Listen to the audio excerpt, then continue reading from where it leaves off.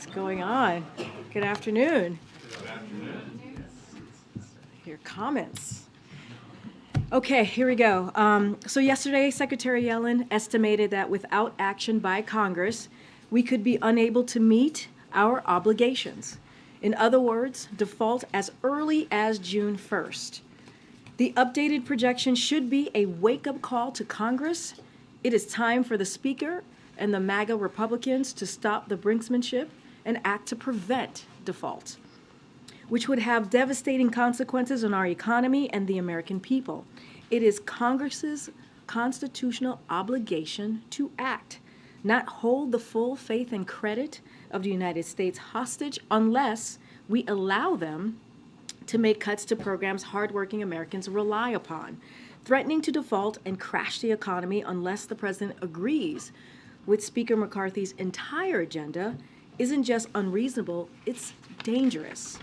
That's why the president called each of the four leaders yesterday and asked that they come to the White House on May 9th to discuss the urgency and importance of avoiding default. In his calls, he was clear. It is Congress's constitutional duty to prevent default. This is not an issue that we will negotiate on. The debt limit was increased 3 times under President Trump. It should be no different this time. Given the limited time Congress now has, it is clear that the only practical path to avoid default is for Congress to suspend the debt limit without conditions. During his meeting with the leaders, the president will discuss initiating a separate process to address the budget and appropriations. Because we have long said we welcome a conversation about spending priorities, but let's be clear about what House Republicans' Default on America Act does. It makes a series of deeply devastating and unpopular cuts to things like veterans' health benefits. There is no constituency in this nation that supports threatening to kill millions of jobs unless the VA is gutted, except apparently extreme MAGA Republicans, House Republicans to be even more specific. Their bill would cut 81,000 jobs from the VA, reducing outpatient visits by 30 million, and increase the disability claims backlog by an estimated 134,000.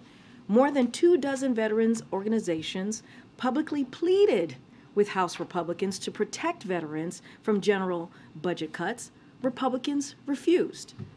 Republicans made last-minute changes to protect special interests, but they refused to include veterans in those protections. Sadly, Republicans are now attacking the very veterans group who raised alarm bells about these draconian cuts to the programs veterans and families rely on. And that's not the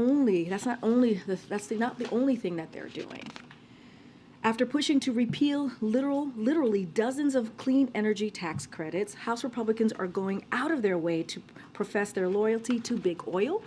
Their Default in America Act would be a boon for big oil, preserving $31 billion in subsidies for companies that are already posting record profits to the tune of tens of billions of dollars. And they'd be doing that at the expense of our nation's veterans, our school teachers, our police, our Border Patrol. President Biden will not allow that to happen. With that, Sungmin, you want to kick us off? Sure. I have 2 news of the day topics. The first one, why was the mayor of Prospect Park barred from attending the White House's Eid celebration last night? So let me just first say this is under the purview of the Secret Service. What I will say more broadly is that, and I can say this, I was in the room, the president was very proud to welcome nearly 400 Muslim Americans to the White House to celebrate Eid yesterday. It was a meaningful event, an opportunity to celebrate along Muslim leaders from across the country who were here, as I said, nearly 400. This particular situation is under the purview of Secret Service, and so I will leave it to them to speak to directly. Can you say if the mayor is on the FBI's terror screening data set and that's the reason why he was Again, barred? this is under the purview of Secret Service, and I would refer you to them. And he has said said in interviews as of this morning that the White House nor service has told him why he was barred. So I get that you can't talk about it, but doesn't he at a minimum deserve an explanation as to why he was blocked? All I can tell you, Sungbing, is that this is under the purview of Secret Service. And another topic on the troops announcement from DOD that is coming or has come or will come in 40 minutes. Obviously, President Biden has been a big critic of former President Donald Trump's immigration policies, but isn't this sending troops to the border another example of where President Biden has taken President Trump's policies on immigration? So to your point, my colleagues at the Pentagon are going to brief on this at 2 o'clock in less than 40 minutes. So clearly, I would definitely make sure that you all take a listen and hear what they have to say. What I will say more broadly is DOD personnel have been supporting CBP at the border for almost 2 decades now. So this is this is a common practice, if you will. These personnel will be performing administrative tasks like data entry and warehouse support. They will not be performing law enforcement functions or interacting with immigrants or migrants. This will free up Border Patrol agents to perform their critical law enforcement duties. I will also add that this would not be necessary if Congress would act. As you know, on the first day of walking into the White House of his administration, the president put forth a comprehensive immigration legislation, and so that we could have resources and so that we could be able to help the men and women of Border Patrol to do their jobs. And so if Congress would act and, again, do their jobs and meet us halfway and do this in a bipartisan way, we would not have to do this. And I know you said they won't be performing law enforcement tasks, but broadly, as the administration prepares for the expected increase in the coming weeks, can you offer assurances that the migrants who arrive at the border will be treated humanely? That's the president's goal. The president understands that we need a system, an immigration system that needs to meet the moment, that's modernized. And one of the things that he's been very clear about, he wants to do this in a humane way and do it differently than certainly that it was done in the last administration. So that is certainly part of the president's goal. On the debt ceiling, can you just walk us through the decision by the president to reach out to the leaders and hold this meeting now? And you've made it very clear that his position hasn't changed. So what changed his mind to now hold this meeting? So a couple of things, as you just stated, Karen, the president has been very clear. He's not going to negotiate over avoiding default.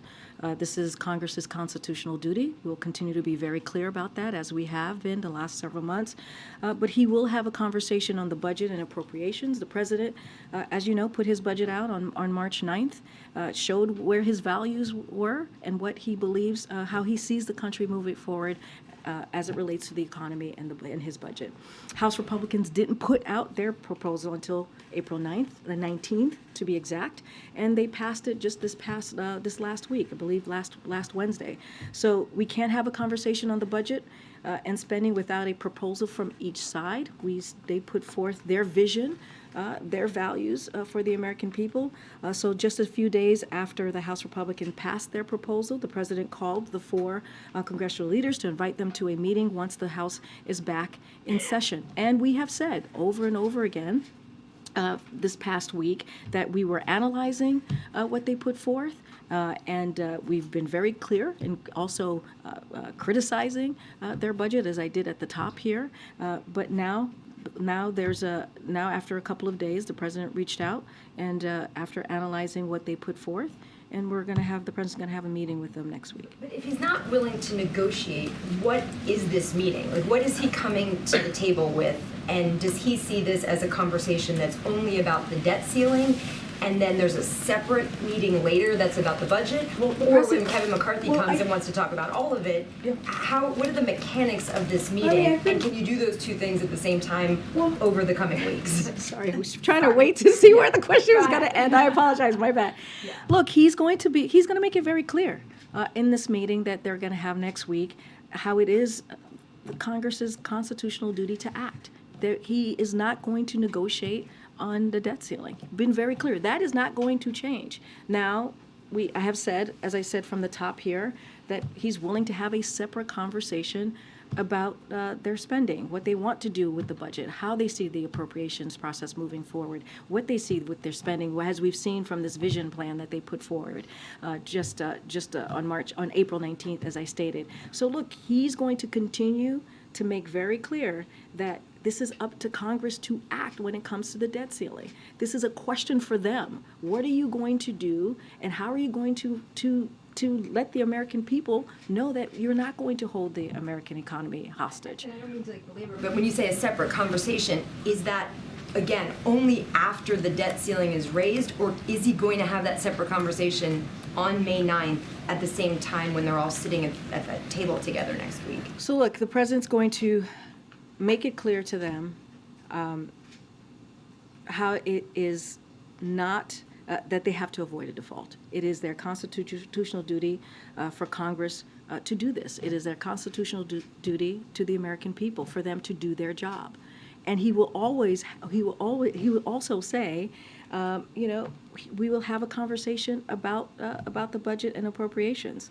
And that is something that he will be very clear about. We can have a conversation about that, but it is important to not default. We are not a deadbeat nation, as you heard directly from the president just yesterday in the Rose Garden. He's going to be really clear about this. We have been able to do this, make sure that we pay our debt as a nation for the past several decades.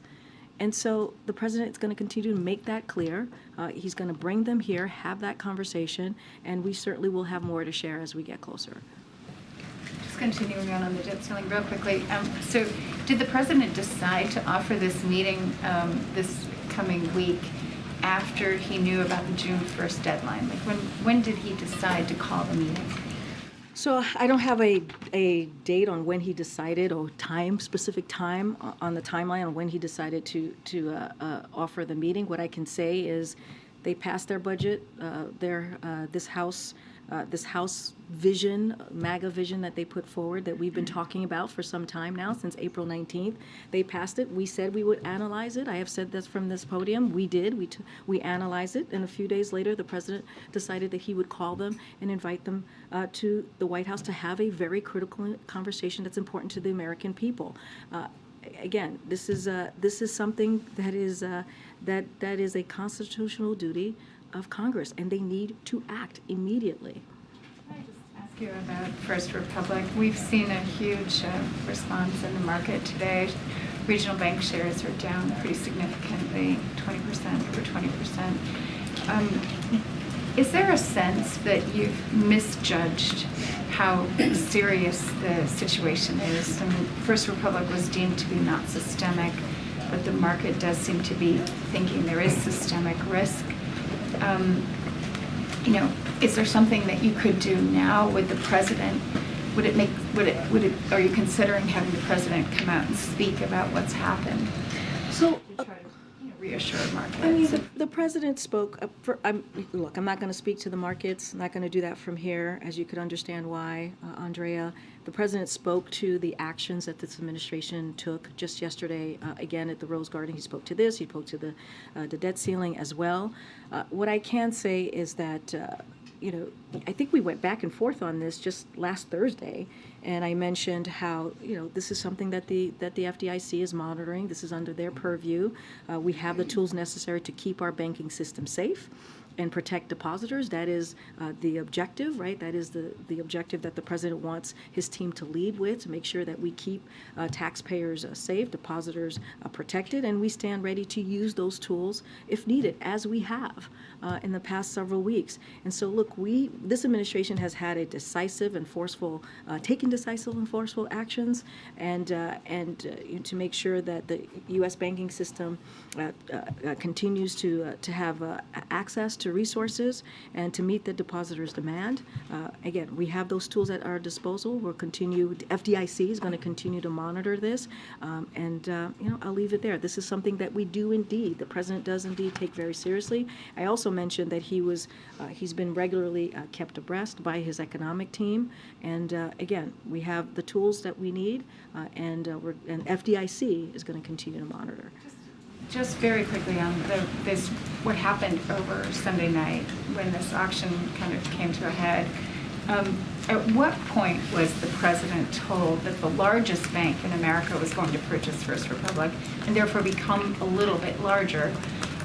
Was that something that was, apparent to him before he went to sleep? Did he wake up in the morning and find out, Jamie Dimon just got a little bit bigger? So again, I could tell you that the president has been regularly kept updated on the situation as it relates to J.P. Morgan. FDIC has the statutory obligation to choose the path that is least cost to the deposit insurance fund, and that's what they did here.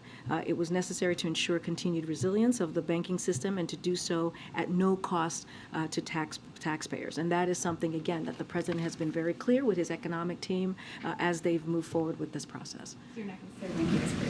I'm not going to give a specific time on the timeline on when the president has been briefed on that. On your J.P. Morgan question, but I can say he's been regularly kept updated by his economic team, and that is something that's going to certainly continue. Thanks, Karine. Two quick follow-ups and then one more.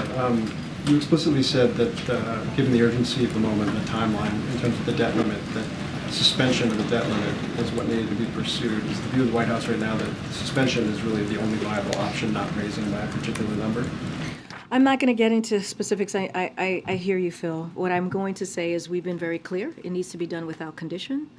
This is their constitutional duty to deal with the debt limit, as they did 3 times with the last president, Republican president, as we all know. We have never been a deadbeat nation, as the president has said. I repeated this yesterday as well.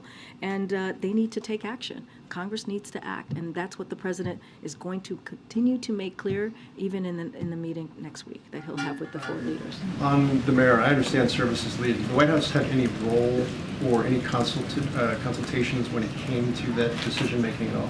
I have to be very, very clear here. This is under the purview of Secret Service, and I just would have to refer you there. And then last one, when the president looks through the lens of budget and approach these discussions next week, is the White House weighing any proposals in terms of a formal process outside of the normal formal process that may entice Republicans in terms of moving towards a clean debt ceiling increase? Any specific process you're thinking about? That's what I was asking you about.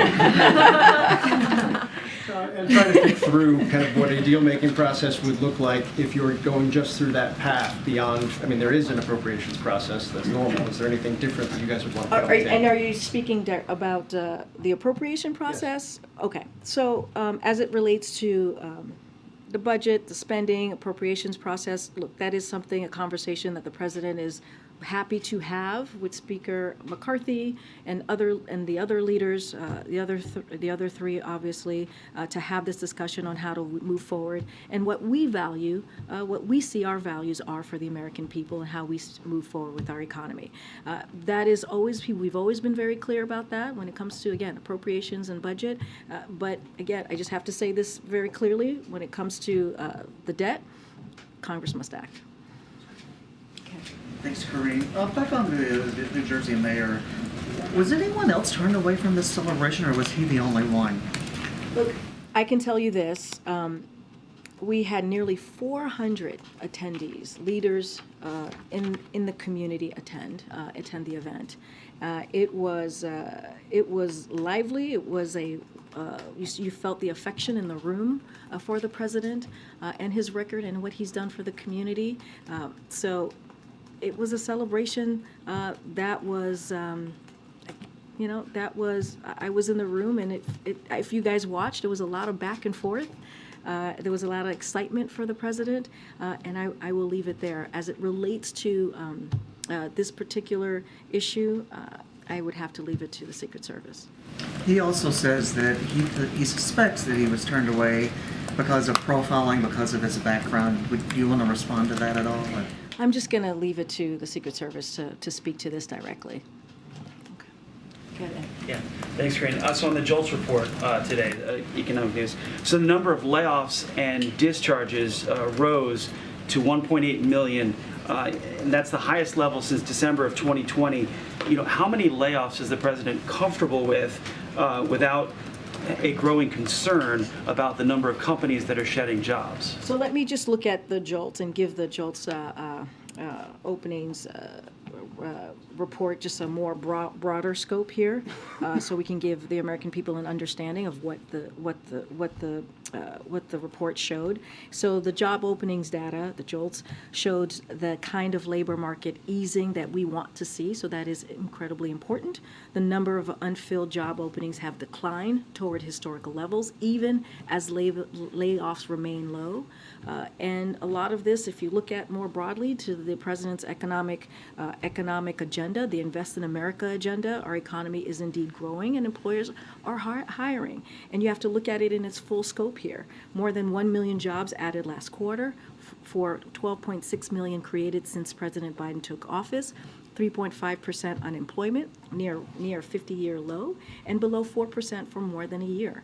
Real wages are higher than than they were just 9 months ago. More than $435 billion in private sector investments since the president took office. Businesses might be removing job openings, but they are not laying off existing workers, and that's the cool down that you hear our economists talk about that we want to see. And that is indeed part of that transition from stable and steady growth. So you got to look at the whole thing in a broad perspective here. Really lay out what the job opening data shows. And so we just want to make sure the American people know this. The layoffs have been increasing from companies, from a wide range of companies. But look, I just laid out the data. What we've seen, even as layoffs remain low, it still remains low. We want to see a market that is actually transitioning into stable and steady growth, and that's what we're seeing. We're seeing the more than 12.6 million jobs that have been created. We're seeing unemployment under 4%, which has been like that for a year now, which is also important. We're seeing real wages and are higher than they were just 9 months ago. So you have to actually look at all the data points to see where we are more broadly as an economy. I'm going to move around. Go ahead. I'd like to ask you about Sudan. Now, the UN estimates that about 100,000 people have already fled the country. I'm talking about the Sudanese people. And they're warning that an extra 800,000 possibly could flee the country. What is the U.S. doing to help with what is increasingly looking like a massive refugee crisis in a region that's already struggling with that? So, very good question. Look, we remain gravely concerned about the unfolding humanitarian situation in Sudan, including rapidly deteriorating humanitarian condition. This widespread violence compounds an already dire situation. The SAF and also the RSF must follow safe access for humanitarian agencies and their workers to support the Sudanese people, for Sudanese medical workers to access hospitals and receive vital medical supplies, for the civilians to access vital resources as well. USAID announced the deployment of a disaster assistance response team, DART, as it's also called, to Nairobi, Kenya, to lead the U.S. government disaster response there. In areas where security conditions permit, U.S. government partners are providing some limited life-saving activities in Sudan. The U.S. government continues to work with partners to assess their ability to safely provide critical humanitarian assistance as the security situation permits. As access and security permit, U.S.-funded humanitarian partners are present on the borders and working with local authorities to provide services to those in need, including access to emergency food, water, and medical support. We are planning to use all available means, including using the pre-positioned medical and food supplies, to ensure that humanitarian assistance can resume once security conditions permit. Again, we are certainly gravely concerned. Go ahead. Thanks, Karine. Does President Biden have any reaction to CIA Director William Burns meeting with Jeffrey Epstein in 2014? This obviously was after Epstein had served time for a sex crime and was registered as a sex offender. I'm just not going to comment on that from here. Okay. And can you also, how does, President Biden says that he's the most pro-union president in history. How do you square that with the fact that he is not openly offering support to the striking writers and all that? Because it's an ongoing strike, and you've heard us say many times before, we don't speak to an ongoing strike, but more broadly, and I said this yesterday, President Biden is a strong supporter of workers' rights to strike. We've said this over and over again as we've been asked when different entities, and you see workers strike in those different entities. We've been very clear. He has worked to bolster workers' rights, including through appointing a strong leadership team at the NLRB and through his efforts to advance the PRO Act. Again, we encourage both sides to stay at the table, but we are always very mindful. Why can't he speak about an ongoing strike? I mean, look, this is something that we've done continuously now. This is nothing new that has been said from this podium. But this is a president who strongly supports workers' right to strike. We've said that over and over and over again. You see that in his record. This is someone who supports labor unions. Again, this is all you have to do is look at his record as a senator, look at his record as a vice president, and certainly as a record of as president. Go ahead, Mike. Thanks, Karine. I want to follow up on the question of the timing of this invitation, because as recently as Friday and into the weekend, officials here in this building had been saying there were no plans to invite Speaker McCarthy. It felt like a rather abrupt shift then to this Big Four invitation going out Monday. Was the White House caught off guard at all by the timing of the new X date as it's known, which seemed to be earlier than even some analysts had been forecasting? So look, we knew Secretary Yellen's letter would be released yesterday, and the president thought it was a good opportunity to remind congressional leaders of the urgency of preventing default. So we were aware of the letter. The timing is up to the Department of Treasury. That is something for them to decide. But again, the president thought it would be a good opportunity, again, to remind congressional leaders that we must not default. It is their constitutional duty. Congress must act, and that is something that we've been very, very clear about and very repetitive about, as you know, from here. In 2011, Vice President Biden had to delay a foreign trip because he was, at the time, involved in the debt ceiling negotiations as well. We saw President Obama also had to postpone a foreign trip during another fiscal showdown with Republicans. The president is scheduled to travel a very long way for quite a bit of time during this month. Is there any even notional discussion in the building of curtailing that trip? So I don't have any changes to share to his schedule or anything to announce at this time. The president, as you know, Mike, is president wherever he is, and the economy, as it relates to the American economy, that is always a priority, a top priority for him. Don't have anything else to share, but it is their constitutional duty, Congress's constitutional duty, to take action. Would he delegate somebody like the vice president to step in to handle some of these in-person negotiations while he's traveling abroad? Look, don't have any changes to announce. I get your question. We still believe very strongly that it is Congress's duty to act. It is their constitutional duty to do just that, and I'll just leave it there. Quickly on another matter, yesterday there was an announcement related to vaccine requirements, testing requirements that will no longer be in effect tied to the end of the public health emergency on May 11th. Can you update us on some of the protocols here in the White House? Is there any change that might, especially for staff who interact with the president, as it relates to those? So, as we said yesterday when we made the announcement, we'll have more details to share about these requirements in the upcoming days. Nothing at this time new or ahead of the May 11th kind of changes that you'll see, that we're going to see. I'm going to go to the back, and then I'll come back down. Thanks, Karine. Given Senator Feinstein's critical vote and any chance of passing a clean debt limit hike, as the president has said he would like, is he concerned about her prolonged absence further hindering Democrats in the Senate now that it's been budgeted? Look, we wish the senator a speedy recovery. I don't have anything else to share beyond that. As I've talked about the close relationship that he has had with Senator Feinstein and the work that they've done over the years, not just with him as a president, but also when he was a senator. He appreciates her, thinks that she has, has really helped change a lot of important critical policies to the American people. I don't have anything to say specifically about when she's coming back or what that looks like, but we certainly wish her a speedy recovery. Just one more. Last week, the president signed an executive order authorizing the use of the National Guard at the southern border in support of counter-narcotics efforts. Can you explain, was that a precursor to today's announcement on the troops?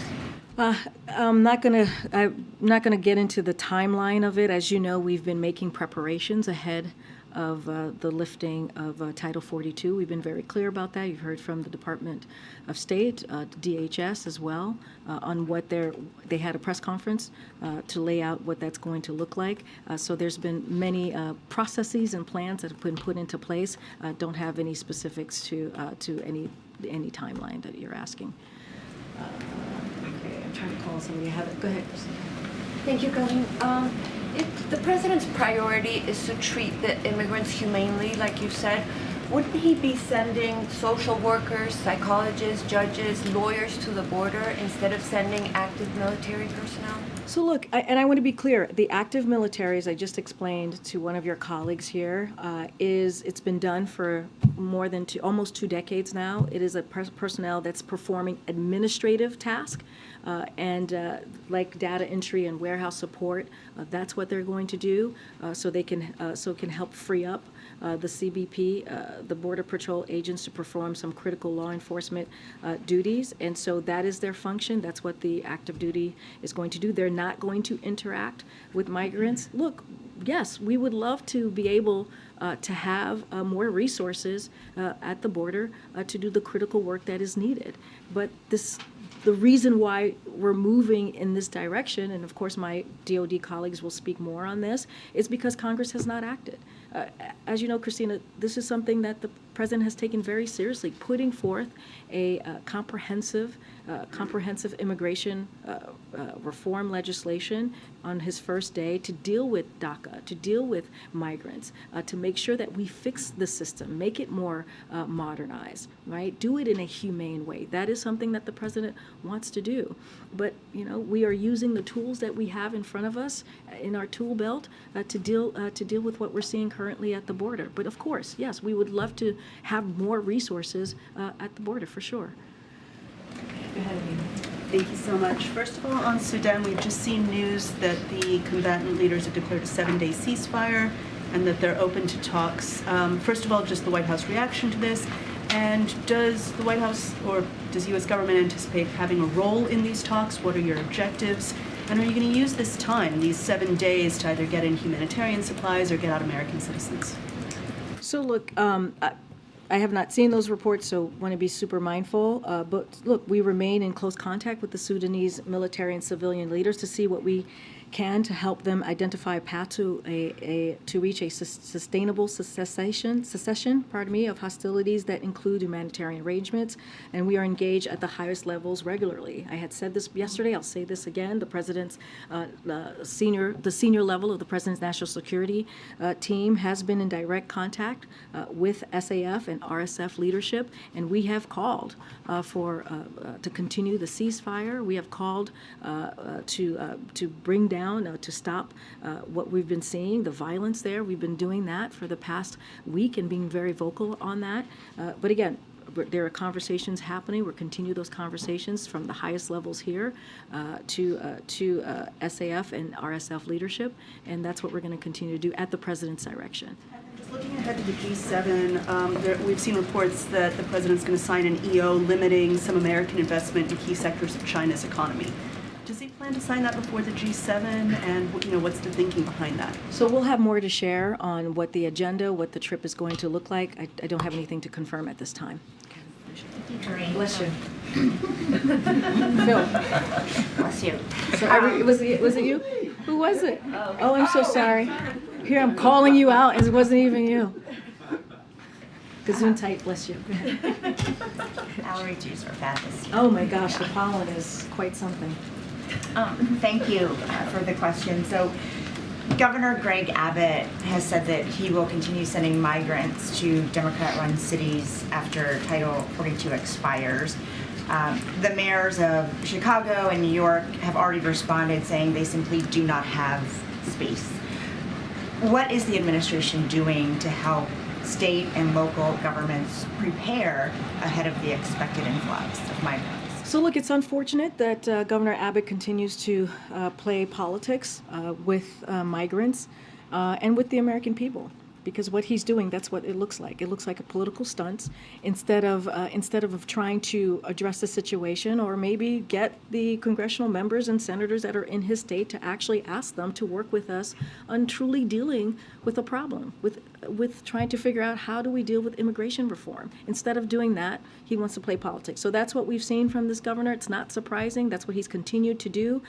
Our administration has been in touch with mayors and local government to see how we can be helpful to them. That has continued over the last several months because Republicans continue to play politics here, to put political stunts ahead of actually making change. And if you think about what we've put together, if you think about wanting us to protect, put protections for dreamers and farm workers, more immigration judges and asylum officers, more funding for border security, and all of this, which is part of the president's legislation, and what we've been urging Congress to act on.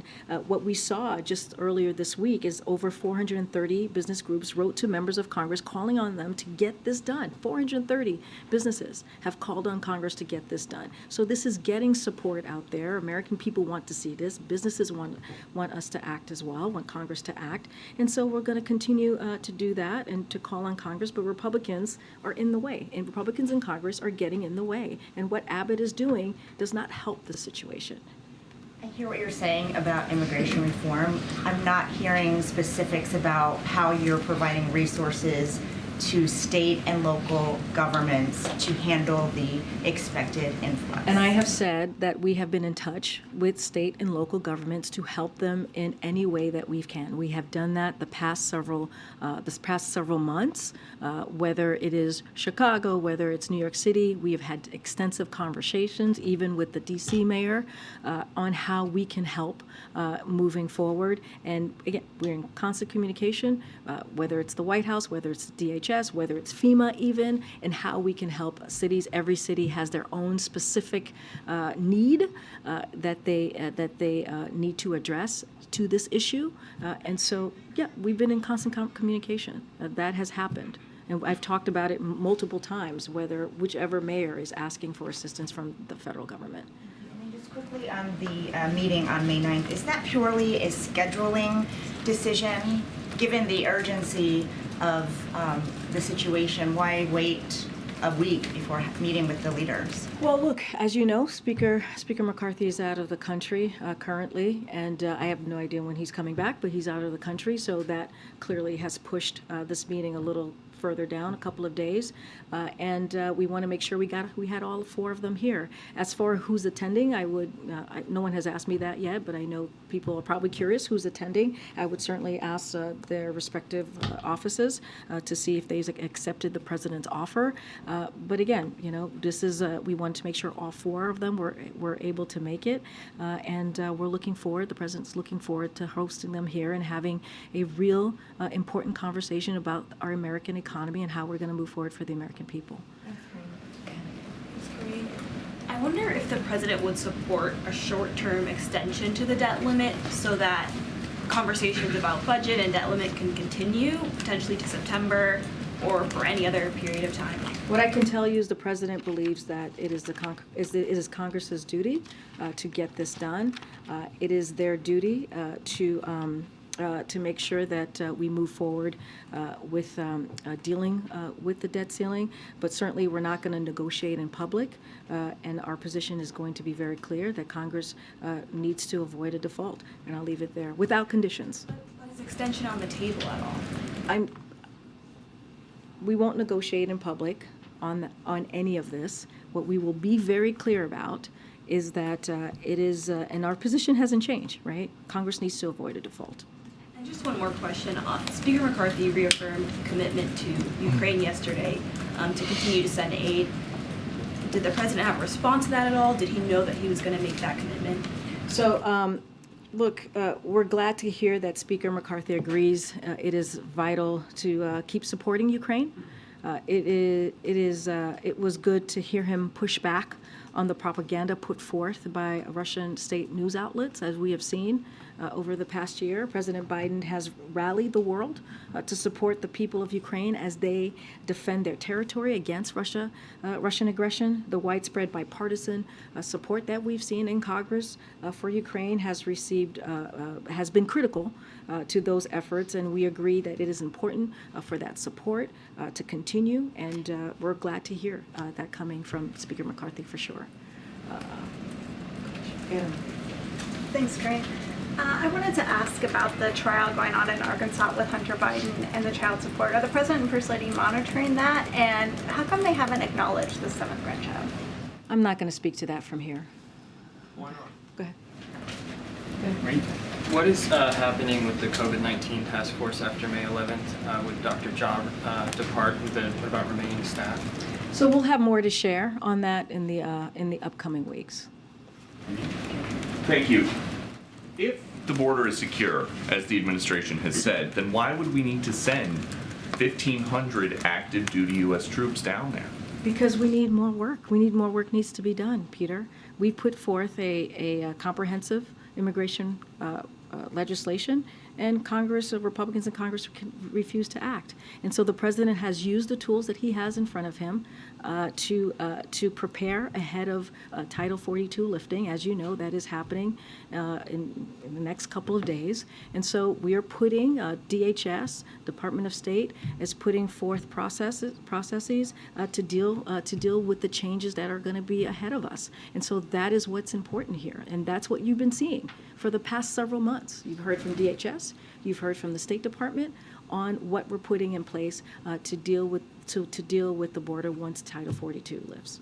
You said yesterday that when it comes to illegal migration, you've seen it come down by more than 90%. Where did that number come from? Because CBP is telling us the number is. I hear you. I'm about to answer. 136,000 people more. I'm about to this answer fiscal you. year so far. If the dramatics could come down just a little bit. If the dramatics could come down a little bit. What's dramatic about asking a question about? Okay, I'm going to answer. So I was speaking to the parolee program. As you know, the president put in place a parolee program to deal with certain countries on ways that we can limit illegal migration, and we have seen the data has shown us that it has gone down by more than 90%. That was what I was speaking And to. just to No, follow up really we're quick, going to the go. We're president going to move. talks a lot Go ahead. about Go ahead. how Go much- ahead. Go ahead. We're moving, Peter. Let's go. Thanks, Karine. There's just 2 quick follow-ups on the meeting next week. I'm not sure who's speaking. Sorry. Yeah. Yeah. Go ahead. Yeah, one more on the vaccine mandate being lifted on May 11th. Do you guys plan to rehire anyone who was fired or voluntarily resigned under that policy? Would they get any sort of compensation, back pay, anything like that? We'll have more to share, more details to share in the upcoming days on requirements. Don't have anything new to share on that at the time. On the debt ceiling, you've talked about this is Congress's duty, we're not a deadbeat nation, all that kind of stuff. But what's the president's plan to convince McCarthy of this? What do you plan to do to get him over to your side and convince him to see things that way? Well, the question is to Speaker McCarthy. What has changed? The question to Speaker McCarthy is, in the last administration, he voted 3 times to deal with the debt ceiling. So the question is to him, what's changed under this administration? Okay, we're going to keep going. Go ahead. Still on the debt ceiling, if I can just zoom out. Ultimately, what is the president's priority? Is it to avoid this thing of linking debt ceilings from now forever to budget negotiations, which he doesn't want? Or is it to avoid a debt default? Because I know he wants both things, but what's his ultimate priority? Because like in a game of chicken, at some point you can wait for the car, but you might have to jump out the way. So look, and I said this earlier, the president thought it would be a good opportunity to remind congressional leaders of the urgency of preventing default when the Secretary Yellen's letter came out. So that is incredibly important. We cannot default as a country. We cannot. It is not good for the American people. It will hurt taxpayers. It will hurt veterans. It will hurt seniors. We're talking about 6 million jobs here. We cannot allow that to happen. The president is going to continue to fight and speak out about that, and we're going to be very clear. Congress needs to act. Congress needs to act. So that, of course, is going to be a priority of that conversation. It is going to be important for for the president to make clear to Speaker McCarthy and also to MAGA Republicans, as we have been for the past several months. We've been very clear. The president said yesterday, we are not a deadbeat nation. And what's different here? What is different here? They were able to do it, with Democrats and Republicans were able to do it in the last administration. So what's different here? Get the playing chicken analogy. You know, he might not have a choice to think about this too much at some point. You know, if the proverbial car is like, you know, about a couple of inches away, he's got to dive out the way. Does that mean he accepts what they say and avoids the fault if it comes down to that?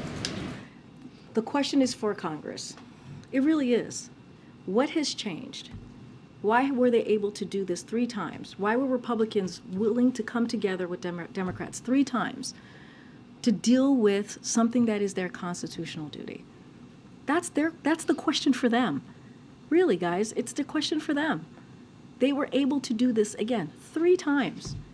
And now under this administration, they refuse to do it. Let's not forget what we're talking about. This is debt. More than 90% of that debt came before the president came into office. Okay, go ahead.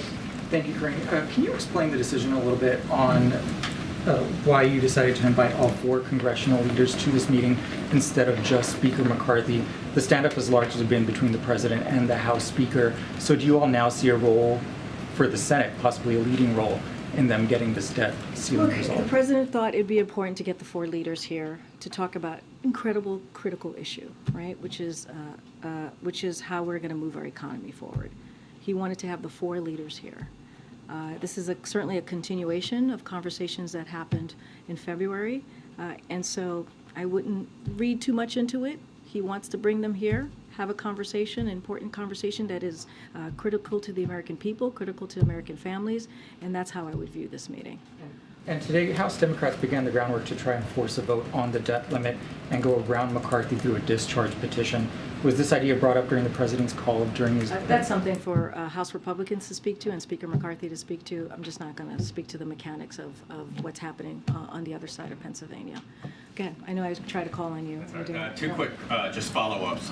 So given what you've said about Congress's role in the debt limit, has it been the position of the White House that there is no legal alternative to congressional action? There's nothing else that could be done to raise or suspend the debt limit or prevent a default in any way absent action from Congress? Can you, do you mean legal action from us? There's no executive order or any sort of executive action that could be taken either through the Treasury or the President to avoid a default? So again, I'm going to sound like a broken record as I have been for the past several months. Congress must act. We will not entertain scenarios where Congress compromises the full faith and credit of the United States. So that means that the administration does not believe there's any power it has. Republicans and Democrats have prevented default 78 times since 1960, including 3 times, as I've mentioned, over and over in this specific briefing under Trump. And so they have to do that again. So that's where I'm going to leave that for you. One more, if I may, and apologies if you sort of answered it in an earlier question, but is the administration playing any role at all in the WGA strike negotiations? No. All right. Thanks, everybody. I'll see you tomorrow.